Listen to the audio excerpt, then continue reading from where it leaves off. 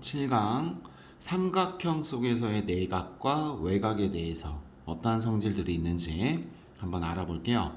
저번 시간에 다각형의 내각과 외곽에 대해서 용어 정리를 했는데요.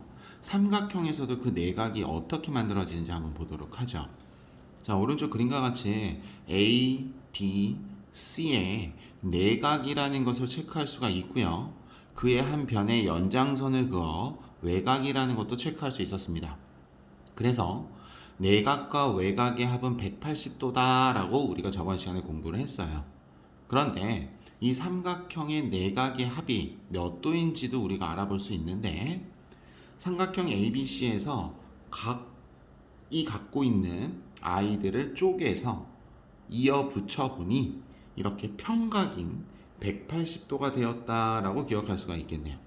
그래서 삼각형의 내각의 크기의 합은 180도다라는 것을 반드시 기억해주고 문제를 풀어야 될 것 같습니다. 간단한 기본 예제 문제 풀면서 어떻게 문제를 만들어야 되는지, 어떻게 우리가 구해야 되는 미지수를 찾아야 되는지 한번 알아보도록 할게요.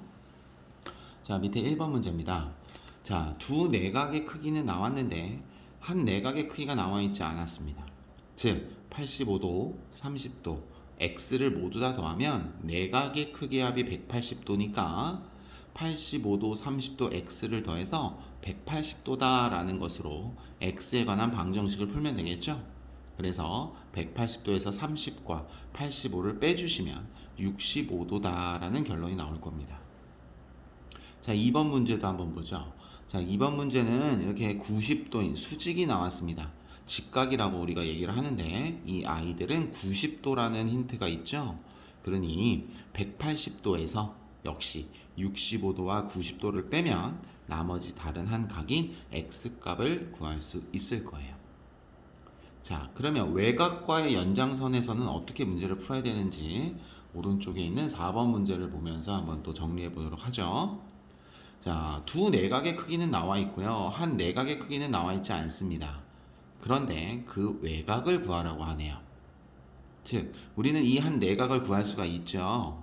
자, 70과 30을 더해서 내각의 크기의 합인 180도에서 빼주시면 그 내각의 크기가 몇 도인지 알 수가 있을 거예요. 그러면 이 둘을 더한 값이 100이니까 180도에서 100을 빼면 우리가 80도라는 걸 알 수가 있는데 내각이 80도였기 때문에 그 외곽과의 합이 180도가 돼야 됩니다.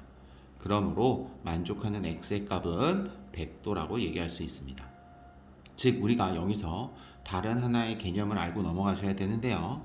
이렇게 삼각형의 두 내각의 크기의 합은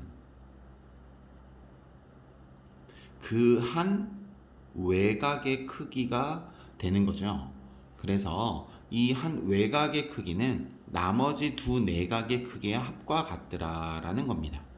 그러면 밑에 있는 2번 문제에서도 역시 그 한 외곽의 크기를 구하는 게 x이기 때문에 나머지 두 내각의 크기의 합이 한 외곽이 되겠죠.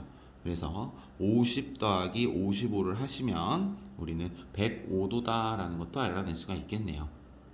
자, 다시 한 외곽의 크기는 나머지 두 내각의 크기의 합과 같다고 했으니까 110도 더하기 25도를 하시면 그 한 외곽의 크기인 x는 135도다라는 것도 알아낼 수가 있겠네요.